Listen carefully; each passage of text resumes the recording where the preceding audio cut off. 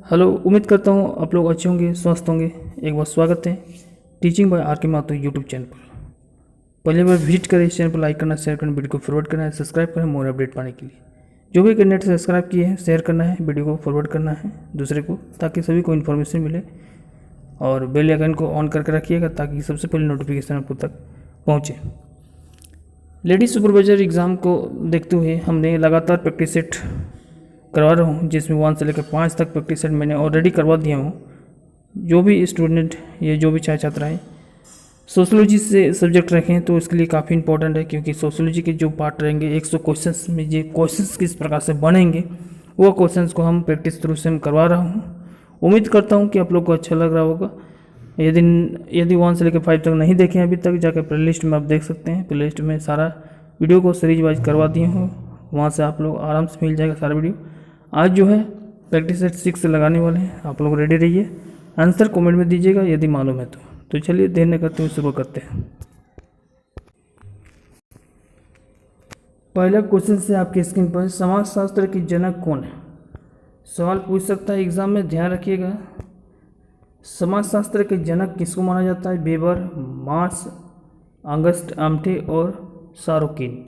तो इसका आंसर हो जाएगा, correct answer Auguste Comte, option number c correct हो जाएगा। ठीक है, अगला क्वेश्चन आपकी स्क्रीन पर ये रहा। कहा जा रहा है कि आधुनिक समाजशास्त्र में किसने आर्थिक सिद्धांत को सामान्य सामाजिक सिद्धांत का एक अंग माना है? फिर से क्वेश्चन को ध्यान से सुनिएगा। आधुनिक समाजशास्त्र में किसने आर्थिक सिद्धांत को सामान्य सामाजिक सिद्धांत का एक ही अंग माना है? ऑप्शन आपका है T Parsons, N J Spencer. Next है ऑप्शन नंबर सी है AR ब्राउन, और ऑप्शन नंबर डी है ए और बी दोनों।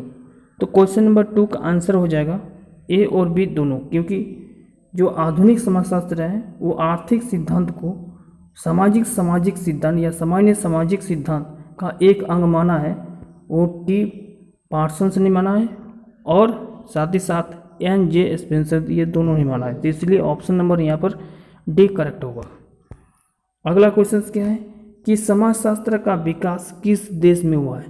सीधा सीधा आपसे सवाल पूछेगा और उसी को ध्यान में रखते हुए क्वेश्चंस को मैं ला रहा हूँ, ताकि क्वेश्चंस का पैटर्न इसी आधार पर पूछेगा और इसी में वीडियो में से कुछ क्वेश्चंस आपको देखने को मिलेगा एग्जाम में, तो काफ़ी इंपॉर्टेंट भी रहेगा ये। तो समाजशास्त्र का विकास किस देश में हुआ है? ऑप्शन है जापान, फ्रांस, अफ्रीका और ऑस्ट्रेलिया। ठीक है, तो इसका करेक्ट आंसर हो जाएगा फ्रांस।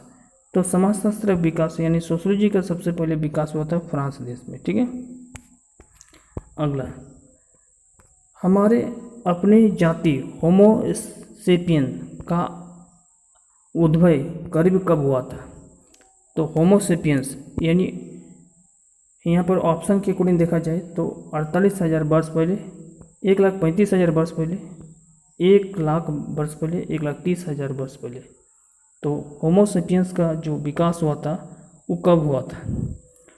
तो आप लोग को पता होगा, हम लोग पढ़े होंगे कि आज से 30 से 40 साल पहले वर्ष पहले, यानी करीब 1,00,000 वर्ष पहले ऐसे जाति का विकास हुआ जिसे हम होमो सेपियंस कहते थे। ऑप्शन नंबर यहाँ पर क्या हो जाएगा? सी करेक्ट हो जाएगा। क्लियर है? ऑप्शन नंबर सी क्वेश्चन का आंसर हो जाएगा। ठीक है, अगला, स्त्री की खोपड़ी का घनत्व पुरुष से कितना सेंटीमीटर कम होता है? डेंसिटी पूछा जा रहा है, 120, 125, 135, 185। क्वेश्चन नंबर 5 का आंसर हो जाएगा 125। ठीक है, यानी स्त्री की जो खोपड़ी का डेंसिटी होता है पुरुष से कितना सेंटीमीटर कम होता है? 125 सेंटीमीटर कम होता है। ठीक है, अगला क्वेश्चन देखते हैं। अगला क्वेश्चन क्या कर रहा है कि इनमें से या निम्नलिखित में से सीमित कौन सा है? सीमित बोल दे रहे, सॉरी, समिति कौन सा है? एक समिति आपको बताना है, कम्युनिटी बताना है, साहित्य कथन, राजनीतिक दल, समुदाय और समाज। तो आपको देख के ही आंसर आ जाना चाहिए कि राजनीतिक एक दल जो होता है वो कम्युनिटी का गठन करता है। तो ऑप्शन नंबर यहाँ पर क्या हो जाएगा? बी नंबर हो जाएगा करेक्ट। अगला क्वेश्चन क्या है कि निम्नलिखित में से व्यक्ति किसके माध्यम से अपने व्यक्तित्व का विकास और समाज के मूल्य ग्रहण करता है? मूल्य। ठीक है, तो इसका ऑप्शन देख लेते हैं। ऑप्शन क्या है? ऑप्शन है देश के माध्यम से, पड़ोसी के माध्यम से, शहर के माध्यम से या परिवार के माध्यम से। तो इसका आंसर हो जाएगा परिवार के माध्यम से। ठीक है, अगला क्वेश्चन क्या है कि मनुष्य के उद्भव काल से ही मानव समाज 3 अवस्था के दौर से गुजरा है। पहला है असामान्य अवस्था, उसके बाद है गर्भावस्था, उसके बाद साम्य अवस्था है। ये सुप्रसिद्ध कथन किसके है? ऑप्शन है एस के, हैरिसन के, कार्ल मार्क्स के, मैक्स वेबर के और है LH मॉर्गन के। तो इसका करेक्ट आंसर हो जाएगा LH मॉर्गन के। LH मॉर्गन का कथन था कि मनुष्य जो है का उद्भव यानी उसका विकास काल मानव समाज के 3 अवस्था से या दौर से गुजरता है। वह कौन कौन सा अवस्था है? एक जो है वो भी याद आपको रखना है, कभी कभार ऑप्शन में भी पूछ देता है कि मनुष्य का जो उद्भव काल है उसमें मानव समाज के 3 अवस्था से गुजरता है, इनमें से कौन सा नहीं है। तो ऐसे भी सवाल पूछ सकता है, तो इसलिए आप लोग याद रखिएगा। तो असामान्य अवस्था, दूसरा है गर्भावस्था और है साम्य अवस्था। ये तीनों अवस्था किसने कहा था? LH मॉर्गन ने कहा था। ठीक है, अगला देखिए कि भारतीय गांवों में विभिन्न जातियों के बीच आर्थिक संबंधों का नियमन किसके रूप में होता है? ग्राम पंचायत के रूप में, जाति पंचायत के रूप में, राजनीतिक दल के रूप में या जजमानी प्रथा के रूप में? तो इसका करेक्ट आंसर हो जाएगा जजमानी प्रथा के रूप में। ऑप्शन नंबर डी करेक्ट हो जाएगा। ठीक है, अगला देखिए नाडेल के अनुसार समाज की रचना कितने तत्व से हुई है? 8 तत्वों से, 3 तत्वों से, 5 तत्वों से या 10 तत्वों से? तो इसका जो समाज की जो रचना अभी हमने बताया, उद्भव जिसको बोलते हैं, ठीक है, समय व्यवस्था, समय अवस्था या बर्बादी अवस्था, इस प्रकार से हम बोले थे ना, तो उसको याद रखिएगा। देखिए ये पूछ दिया है कि नाडेल के अनुसार समाज की जो रचना है या उद्भव है वो कितने तत्वों से हुई है? तो 3 तत्वों से। ऑप्शन नंबर क्या हो जाएगा? बी। तो इस प्रकार से आप लगा सकते हैं। ठीक है, आर्यों के समाज में कौन सा समूह नहीं था? जहाँ नहीं आपको लगेगा देखने, तो आपको ध्यान रखिएगा, आपको वहाँ पर CBT मोड पर आधारित एग्जाम होगा, और इसलिए हमने कहा रहा हूँ कि CBT मोड पर आधारित होगा। तो ऑनलाइन आपका यदि आप लोग कभी एग्ज़ाम नहीं दिए हैं ऑनलाइन टेस्ट, तो वहाँ पर दिक्कत हो सकता है। इसलिए हमने प्रैक्टिस के लिए लेके ऑनलाइन टेस्ट के लेकर हमने पहले ही कहा था कि एक वीडियो बना दिया था कि उस माध्यम से हम जो है प्रैक्टिस करवाएंगे। यदि ज़्यादा से ज़्यादा आप जो है ज़्यादा से ज़्यादा इंटरेस्ट लेंगे तो एक ग्रुप बना देंगे और उसी ग्रुप में जो है ऑनलाइन टेस्ट का लिंक शेयर करेंगे, और जैसे ही क्लिक कीजिएगा तो एकदम एग्ज़ाम का पैटर्न पर आधारित जो है क्वेश्चन आपको देखने को मिलेगा, जिसमें आप लोग प्रैक्टिस कर सकते हैं बिल्कुल फ्री में। ठीक है, अभी 1-2 चार्ज डेमो चार्ज उसको कुछ नहीं लगेगा। यदि आप बाय द वे आपको इंटरेस्ट लगता है तो फिर आप कंटिन्यू कर सकते हो, अदरवाइज आप जो वीडियो में लगातार अप्लाई कर रहा हूँ, जो आपको समक्ष जो है वीडियो ला रहा हूँ प्रैक्टिस सेट, उसमें लगा सकते हैं, कोई दिक्कत नहीं है। ठीक है, जैसे आपकी मर्जी। तो क्वेश्चन नंबर 11 क्या कर रहा है कि आर्यों के समाज में कौन सा समूह जो है नहीं था? ब्राह्मण समाज नहीं था, या वैश्य नहीं था, या क्षेत्रीय नहीं था? तो ये क्वेश्चन यदि पूछा जा रहा है तो यहाँ पर ब्रह्म, वैश्य, क्षेत्रीय जो है आर्य के समाज के समय वो सब नहीं था। तो ऑप्शन नंबर यहाँ पर क्या हो जाएगा? डी होगा। ठीक है, अगला क्या है? भारतीय धर्म ग्रंथों में कितने प्रकार के गांवों का उल्लेख किया गया है? 12 प्रकार के, 17 प्रकार के, 20 प्रकार से, या 2 प्रकार के? तो इसका आंसर हो जाएगा 2 प्रकार के गांवों का यहाँ पर उल्लेख किया गया भारतीय ग्रंथों में। अगला देखिए क्वेश्चन क्या पूछ रहा है। अगला क्वेश्चन पूछ रहा है कि समुदाय मिश्रित भूभाग में रहने वाले व्यक्ति का समूह किस भावना से आपस में बंधे होते हैं? सामाजिक भावना से, या पारिवारिक भावना से, या हम की भावना से, या इनमें से कोई नहीं? तो इसका करेक्ट आंसर हो जाएगा कि सामाजिक भावना से जो है बंधे होते हैं। एक समुदाय जो होते हैं वहाँ के जो सामाजिक रीति रिवाज होते हैं, वहाँ से जो भी बिलोंग करते हैं उस समाज में, जिस समाज में वो रहते हैं, वहाँ के रीति रिवाज, तौर तरीका, रहन सहन, ठीक है, बर्ताव, सब चीज़ सीख जाते हैं। इसलिए कहा जाता है कि परिवार में जो समाजीकरण होता है एक बच्चे का, वो जिस प्रकार से वहाँ का स्थिति रहेगा, जिस प्रकार से वहाँ का कल्चर रहेगा, एक्टिविटी रहेगा, ठीक है, यदि वहाँ का माहौल शिक्षित रहा तो उसी प्रकार से वो ढल जाता है। तो ये बहुत इंपॉर्टेंट रहता है। समाजीकरण की प्रथम पीढ़ी भी माना जाता है परिवार। ठीक है, और अगला पीढ़ी यदि देखा जाए तो स्कूल आप मान सकते हैं। ठीक है, और तीसरा मीडिया मान सकते हैं। तो ध्यान रखिएगा, ये समाजीकरण की स्टेप बाय स्टेप है। अगला देखते हैं क्वेश्चन। चलिए अगला क्या है? ग्रामीण समुदाय की अर्थव्यवस्था आधारित होती है पंचायत पर, सेवा पर, परिवार पर, कृषि पर। क्वेश्चन क्या कर रहा है, ध्यान से सुनिएगा। जो ग्रामीण समुदाय की जो अर्थव्यवस्था होती है वो किस पर आधारित होती है? पंचायत पर आधारित होती है, ग्रामीण पर, या सेवा पर, या परिवार पर, या कृषि पर? तो इसका करेक्ट आंसर हो जाएगा कृषि पर। ज़्यादातर देखे होंगे ग्रामीण समुदाय के जो लोग होते हैं ज़्यादातर कृषि पर डिपेंड करते हैं। यदि समय के अनुसार हो गया तो कृषि जो परिवार से ज़्यादातर कृषि परिवार से रहते हैं, तो वहाँ का जो है आपका मुस्कान भी देखेगा, और जो है वहाँ का कृषि लोग जो है वो काफ़ी खुशी नज़र आते हैं। और यदि वर्षा समय पर नहीं होते तो दिक्कत होती है वहाँ पर, ठीक है। तो इसलिए अधिकतर ग्रामीण समुदाय के लोग जो है उसका अर्थव्यवस्था कृषि पर डिपेंड है, इसलिए कहा जाता है कृषि प्रधान माना जाता है भारत देश, ठीक है। आप लोग जानते होंगे, ठीक है। तो इस प्रकार से क्वेश्चन पूछ सकता है। क्वेश्चन पेपर क्या बोलते हैं, ऑथर से भी पूछ सकता है। जैसे कि नेक्स्ट क्वेश्चन देख पा रहे हैं कि अर्बन सोशियोलॉजी है ना, अर्बन सोशियोलॉजी पुस्तक के लेखक कौन है? लेखक राइटर से क्वेश्चन पूछेगा, 1 से 2 क्वेश्चन, ध्यान रखिए एग्जाम में, ठीक है। यदि आप लोग इंटरेस्ट लेंगे, लगातार हमारे वीडियो को देखेंगे और शेयर करेंगे, यदि इंटरेस्ट ले रहे हैं, लग रहा है कि हमें अच्छी तरह से आप लोग को बता पा रहा हूँ या प्रैक्टिस सेट करवा रहा हूँ, ठीक है, तो ज़रूर एक बार लाइक कर दीजिएगा। और तब हम सोचेंगे आगे जो है इस प्रकार से पुस्तक से रिलेटेड जो है एक वीडियो बना दूंगा, और वहाँ से जो है आप एक ही वीडियो में देख के चल जाएगा, 2 क्वेश्चन आपका फिक्स हो जाएगा और आपको कहीं देखने की आवश्यकता नहीं रहेगी, ठीक है। तो अर्बन सोशियोलॉजी में पुस्तक के लेखक कौन है? ऑप्शन क्या है? श्रीवास्तव है, आर्बन है, बोगार्ट्स है, और E.B.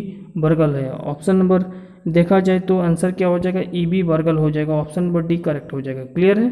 तो ध्यान रखिएगा, जो भी बता रहा हूँ उसको नोट करते रहिएगा या पढ़ते रहिएगा, एक बार ध्यान से सुनिएगा, तो कम से कम आपको 4 ऑप्शन तो मालूम चल जाएगा, तो आंसर आपको वहाँ पर इजी हो जाएगा, ठीक है।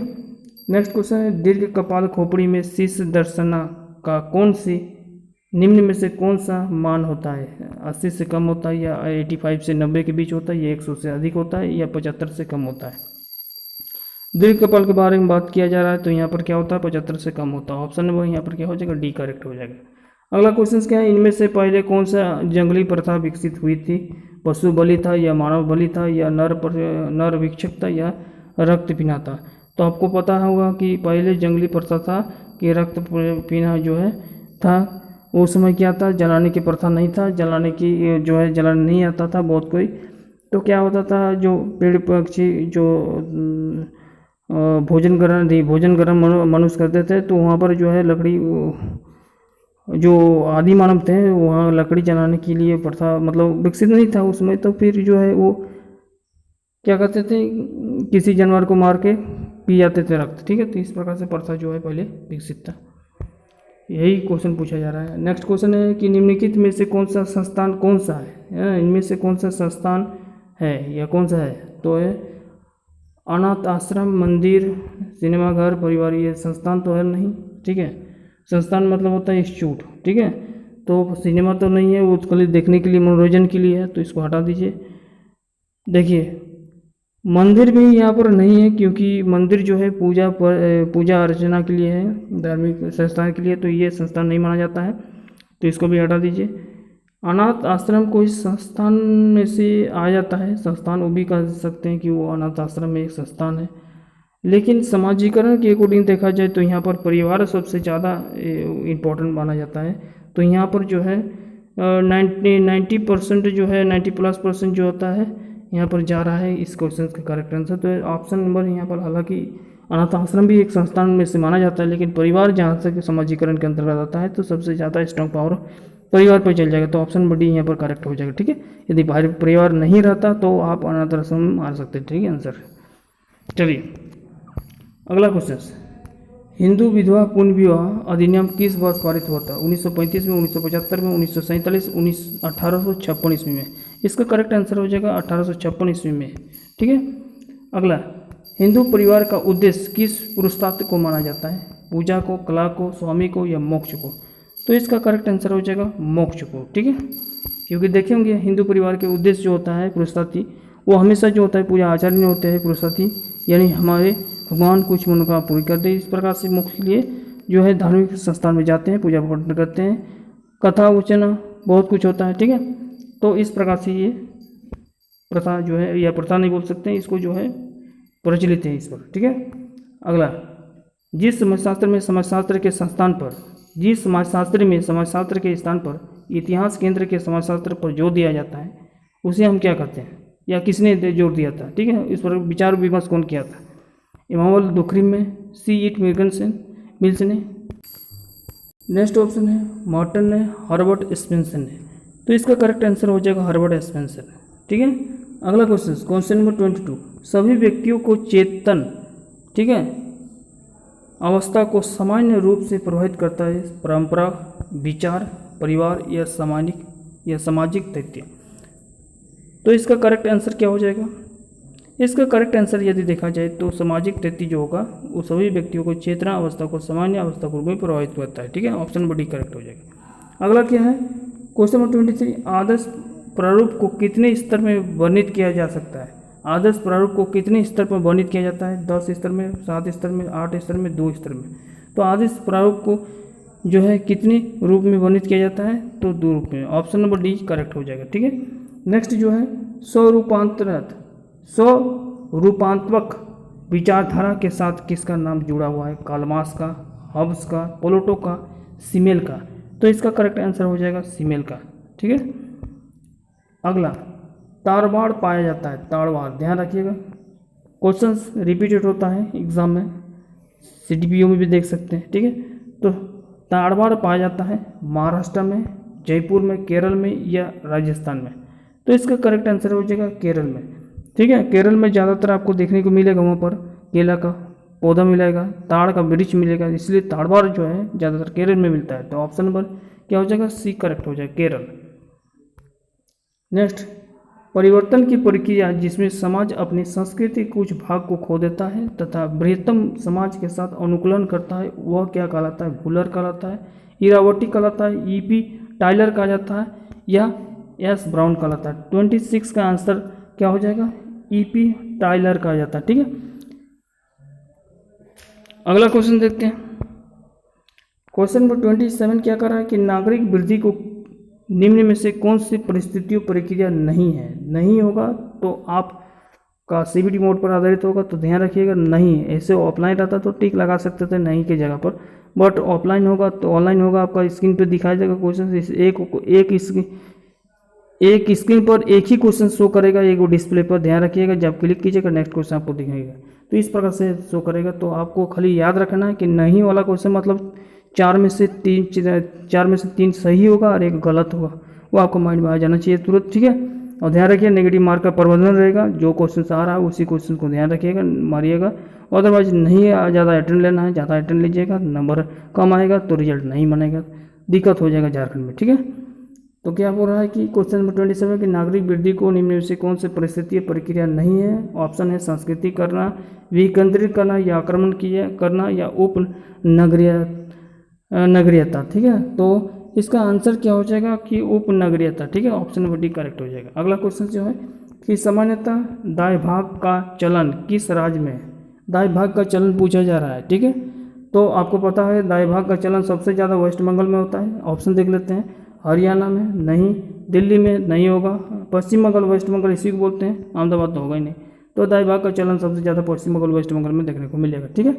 अगला क्वेश्चन देखते हैं, चलिए नेक्स्ट क्वेश्चन है, इनमें से कौन से जादू का वर्गीकरण किया जा सकता है? आर्गन द्वारा, डेजर द्वारा, गेंद द्वारा या फ्रेजर द्वारा? तो 29 का आंसर यदि देखा जाए तो आंसर हो जाएगा फ्रेजर के द्वारा, ठीक है।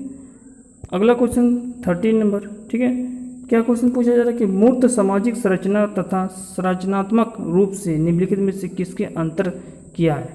मूर्त सामाजिक संरचना और संरचनात्मक रूप में निम्नलिखित में से किसके अंतर किया है?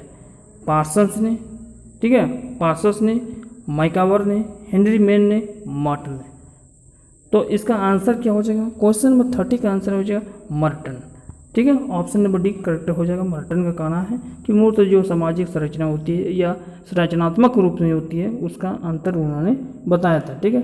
तो अभी हम लोग क्या देखें कि क्वेश्चंस किस प्रकार से क्वेश्चन पूछेगा, ये पैटर्न पर आधारित क्वेश्चंस था, तो इसलिए आप लगातार जो है चैनल पर आते रहेगा वीडियो, बिल्कुल आप लोग देखते रहिए, प्रैक्टिस लगाते रहिए, जहाँ से सोर्स मिले आप लोग पढ़ते रहिए, ठीक है। समय का सदुपयोग करें, ज़्यादा दिन आपका समय नहीं है। अगला मंथ जो है लास्ट में आपका एग्ज़ाम भी होने वाला है, जैसे कि JSSC ने पहले ही बताया है कि कि अगला जो एग्ज़ाम होगा लेडी सुपरवाइज़र का एग्ज़ाम जो है बहुत जल्द होगा, यानी आपका जुलाई में हो सकता है एग्ज़ाम। तो आपको मान के चलना है कि आपके पास जो है अब ज़्यादा दिन समय नहीं बचा है, 30 डेज़ मान के चलिए, एक मंथ जो है आपके पास लेफ्ट रह गया है। तैयारी करते रहिए। उम्मीद करता हूँ कि ज़्यादा से ज़्यादा मेहनत कीजिएगा, नंबर अच्छा से लाइएगा, झारखंड में ज़रूर सेटलमेंट एक दिन हो जाइएगा। ठीक है, फिर क्या कहना, वो दूर नहीं, जब आप अपनी मंजिल पर रहेंगे, देश दुनिया भी कहेंगे कि वाह क्या बात है, लाल बत्ती जब आपको मिलेगा, फिर याद कीजिएगा सर जी को। धन्यवाद सभी को अपडेट देने के लिए।